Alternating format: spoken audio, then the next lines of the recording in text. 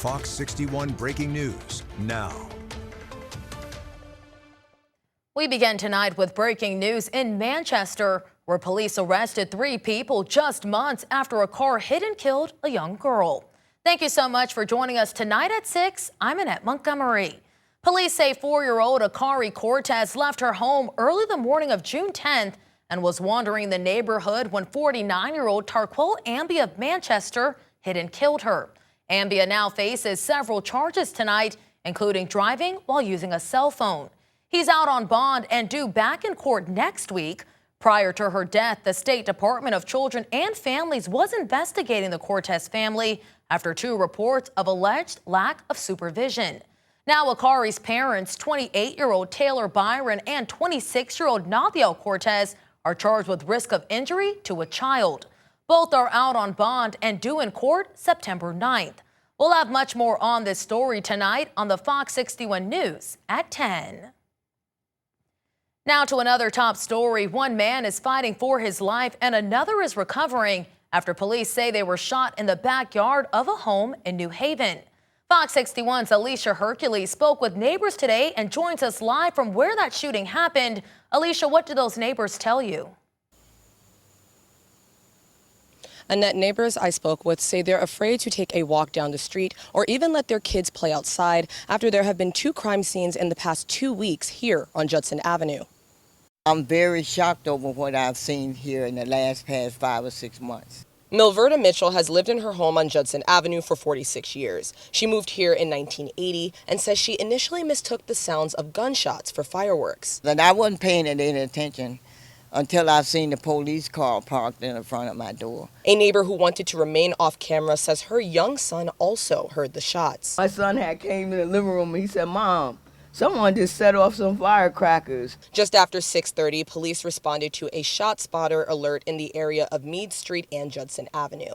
They later got calls reporting a man shot in a backyard on Judson Avenue.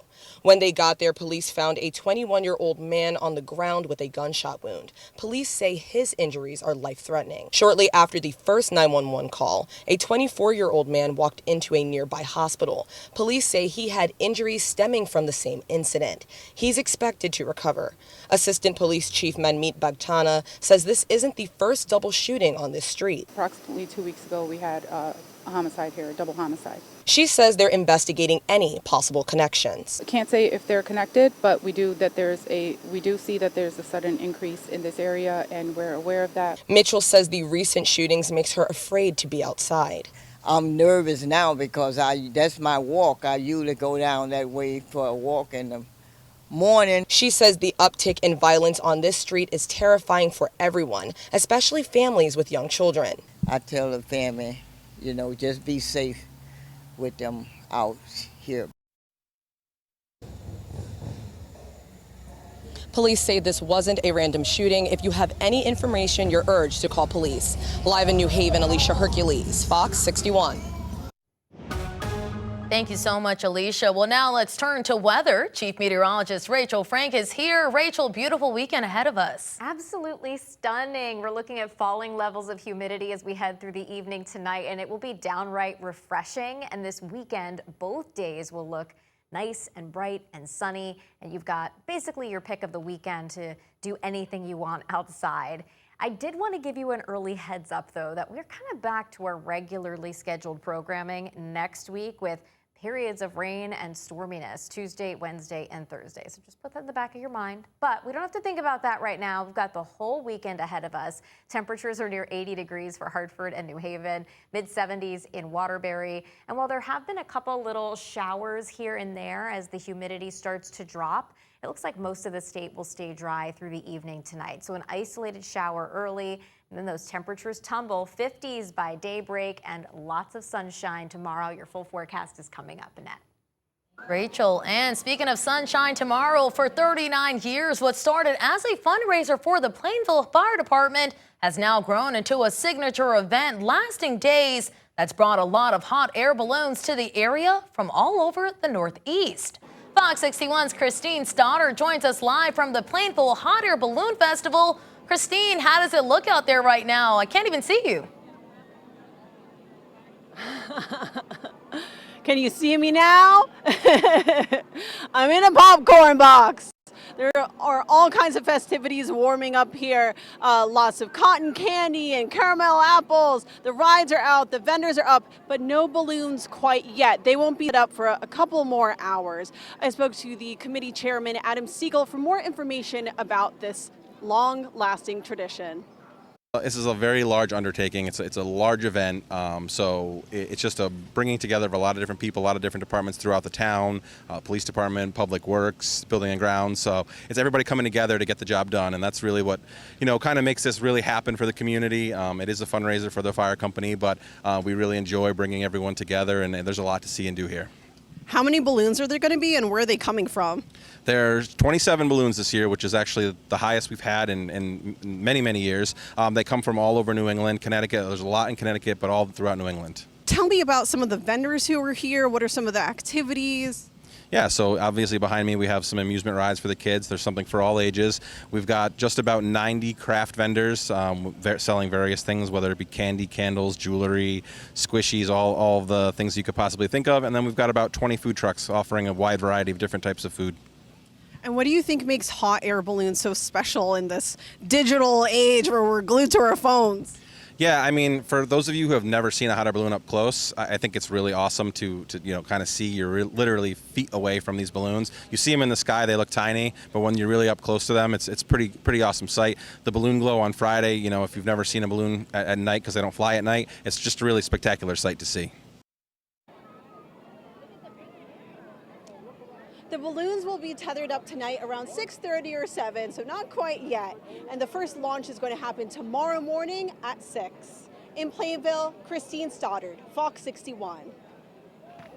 Looks like you're having a great time out there, Christine. What is the impact there? How many people are you seeing out there right now? Oh, there are probably a few thousand people here already. The parking lots are pretty full.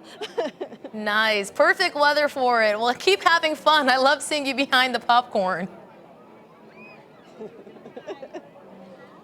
And tonight, neighbors in Shelton may still be experiencing discolored water after a water main break was repaired. Crews with Aquarion fixed that break on Howe Avenue this morning, but say customers may still notice low pressure or discoloration as service returns. If your water is discolored, make sure to run your cold water faucet until it runs clear. A crash led to delays for several hours today on I-84 westbound in East Hartford. State police say a rollover crash happened just after 7 this morning near exit 58. At least one person was taken to the hospital. At this time, police have not released their condition.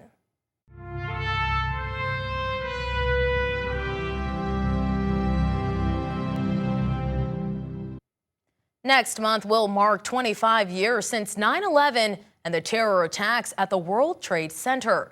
For the past several years, a retired Boston flight attendant has pushed a beverage cart across the route of the 4 planes that went down that day. He's done it in honor of the flight crews that were lost, and this year will be his last push. And as Fox 61's Victoria Anderson shows us, he wants you to join him as he pushes his tribute onto a new generation. I knew the whole crew on Flight 175. I come off the plane the night before.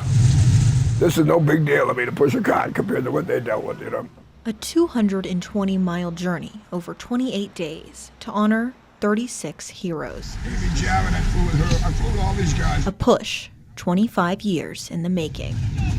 I got it! This year's journey from Boston to Ground Zero marks the final push for former Boston flight attendant Paul Veneto. After spending the past 5 years pushing a beverage cart on the route of all 4 hijacked planes, Paulie has only one goal as the nation marks 25 years since that tragic day. Pass the push along. And I designed each one of them for each aircraft. Flight 11, Flight 175, Flight 77, and Flight 93. So they're with me, and the public is able to push those along with me and experience what I experienced on the street. Neighbors talking to each other. I only have 4 cars, otherwise I tell you, come on and join us. Here in East Hampton, first responders, flight attendants, and politicians gathered to send Paulie off. But for this push's pilot, the most important passengers are the next generation. I'm only 23, so I wasn't living for it. So I have to piece stuff together from information I see online or from other people. So hearing his side of the story was awesome. Portland volunteer firefighter Tyler Tablione said he's been able to feel the pain that is still raw in his community just by walking with Polly. The personal part, as much as possible, should be told to the kids so they see the emotion that people suffered with years later and were able to overcome. And with each stop, the stories of those 36 first responders are told. And they get a thank you they so deeply deserve. And now to see it, feel it, hear it. All these videos are being shown. Flight attendants around the world are seeing this. That's all they ever. Whew, that's all we ever wanted. Polly's journey will continue throughout Connecticut. He's expected to hit Middletown this weekend and push all the way through to Ground Zero on September 11th. In East Hampton, Victoria Anderson, Fox 61. Milford's Board of Aldermen voted to suspend the use of traffic cameras. The cameras and license plate readers will stay active around the city, but those in the city will be paused. It comes as a committee plans to research automated license plate reader technology and then bring those findings to the Board of Aldermen at a later date. But before those decisions were made, people who attended the meeting last night didn't hold back their opinions. Take a listen. It's like a water faucet in your house. The water faucet's leaking. Do you shut off your water main and have no water in your house? Or do you fix the broken faucet? And maybe there's something that needs to be fixed. So I don't see how this can actually improve policing in any way. It can only make us feel uncomfortable and unsafe. And after the meeting, several aldermen and city staff were escorted home by police. The next board meeting is set for September 14th. We did reach out to the tech company Ultimate for an interview. The company replied with information to address privacy concerns, saying lawful drivers are never recorded. A designated municipal officer or employee must approve every citation before it's issued, and data is destroyed within 30 days of fine payment.